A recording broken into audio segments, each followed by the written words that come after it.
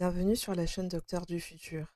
Aujourd'hui, je vais aborder en biologie le chapitre sur le système endomembranaire.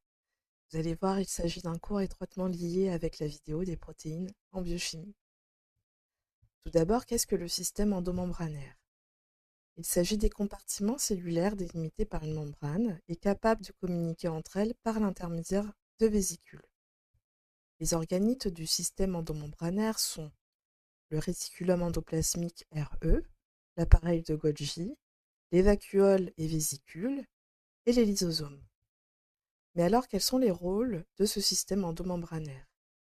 Ces compartiments cellulaires jouent un rôle essentiel dans le bon fonctionnement d'une cellule eucaryote, notamment pour la synthèse protéique, les modifications co- et post-traductionnelles, le tri, puis le transport de celle-ci.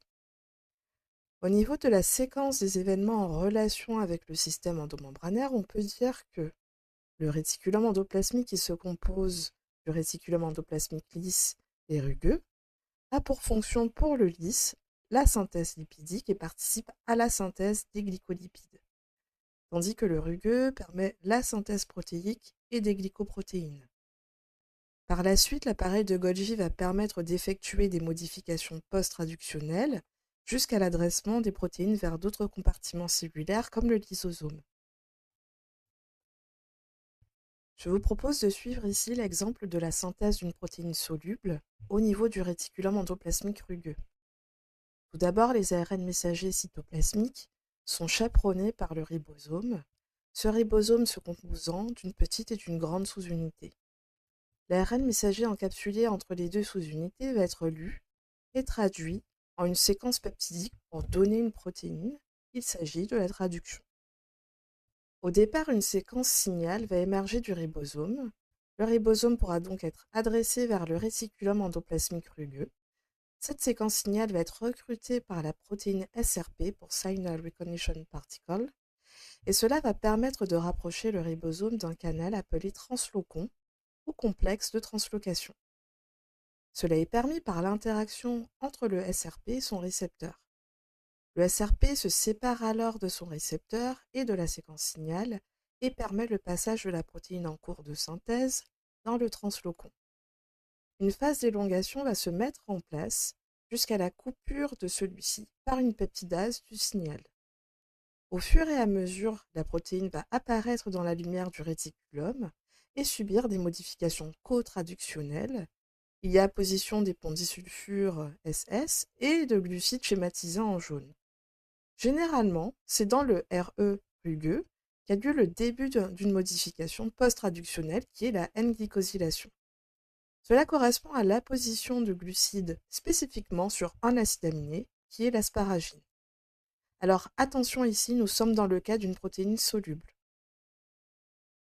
Mais imaginons le cas d'une protéine destinée à composer la membrane et qui est donc hydrophobe. Que se passe-t-il alors? De la même manière que précédemment, le peptide signal est coupé par une peptidase et la protéine va poursuivre sa synthèse. Cependant, une partie hydrophobe en orange de la séquence peptidique va être déplacée vers une sous-unité du translocon, puis insérée dans la membrane. Petite remarque, je vous donne un exemple ici de protéines ayant un seul domaine transmembranaire. Il existe d'autres cas de figure. Si on revient à notre cas de protéines solubles, il faut savoir qu'elles ont une vie dynamique. Tout d'abord, une protéine correctement repliée sera encapsulée dans une vésicule.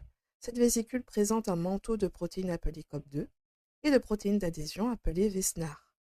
Les récepteurs membranaires vont maintenir la protéine et la vésicule pourra donc transiter jusqu'au Golgi. Durant ce transit, les manteaux protéiques COP2 se décrochent pour être recyclés au niveau du RE. Dans un premier temps, aura lieu une adhésion entre la vésicule et la membrane de l'appareil de Golgi par la reconnaissance des protéines VESNAR du côté vésiculaire et TESNAR du côté du Golgi. Il y aura fusion membranaire et intégration de la protéine dans la partie 6 du Golgi. Que se passe-t-il au cours du transit golgien? Ici, je vous ai déplié la protéine pour mieux observer les étapes de modification. En violet, vous avez la séquence peptidique avec l'apposition sur l'asparagine de N-acétylglucosamine en vert et de mannose en rouge bordeaux. Il s'agit d'une N-glycosylation qui a débuté dans le RE. Dans la partie 6 du Golgi, 3 résidus mannose vont être enlevés par une enzyme de type glycosidase. Par la suite, dans la partie du Golgi médian, un N-acétylglucosamine sera ajouté par une glycosyltransférase. Les 2 mannoses seront remplacés à leur tour par un N-acétylglucosamine et l'ajout d'un fucose visible par le cercle bleu. Au niveau du trans-Golgi, des résidus galactose seront ajoutés ainsi que des acides neuraminiques appelés NANA. Remarque, ici il s'agit d'un exemple de modification post-traductionnelle de type N-glycosylation. Cependant, il existe aussi la O-glycosylation, c'est-à-dire l'ajout de sucre sur des résidus sérine, thréonine et tyrosine. Il existe des processus de phosphorylation, de méthylation, d'acétylation, ou encore des clivages protéolytiques très importants pour les hormones. Que se passe-t-il après ces modifications post-traductionnelles? En phase transgolgien, vous allez avoir le bourgeonnement de la membrane permettant la libération de vésicules de sécrétion. 2 voies sont possibles. La voie de sécrétion constitutive est régulée. Dans le cas de la voie constitutive, certaines protéines vont continuellement être sécrétées, par exemple l'albumine. Ces protéines vont être encapsulées dans une vésicule recouverte d'un manteau protéique composé d'un complexe AP pour transiter vers la membrane plasmique et déverser la protéine dans le milieu extracellulaire. Pour la voie de sécrétion régulée, un stimuli est nécessaire et concerne généralement l'insuline.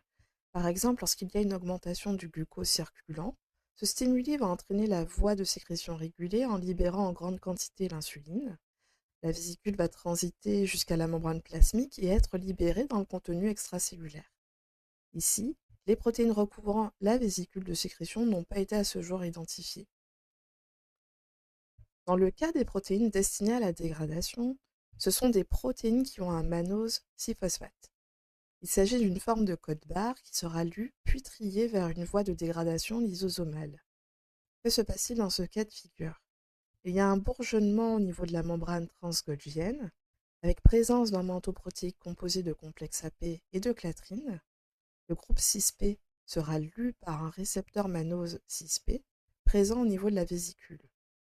Le manteau protéique va se désolidariser de la vésicule et la protéine va être envoyée vers l'endosome tardif, présentant un pH moyennement acide, puis vers le lysosome dont le pH acide de 5 permettra la dégradation de la protéine. Il existe des cas de figure où la cellule peut procéder à une endocytose d'une protéine à dégrader, qui de la même manière va être transportée vers un endosome tardif, puis vers le lysosome pour sa dégradation. En conclusion, le système endomembranaire est dynamique et hautement régulé par des processus de communication vésiculaire. Il existe plusieurs types de vésicules qui font l'objet aujourd'hui d'études approfondies. J'espère vous avoir aidé à mieux comprendre ce cours tellement passionnant. N'hésitez pas à liker et à vous abonner pour encourager ma chaîne.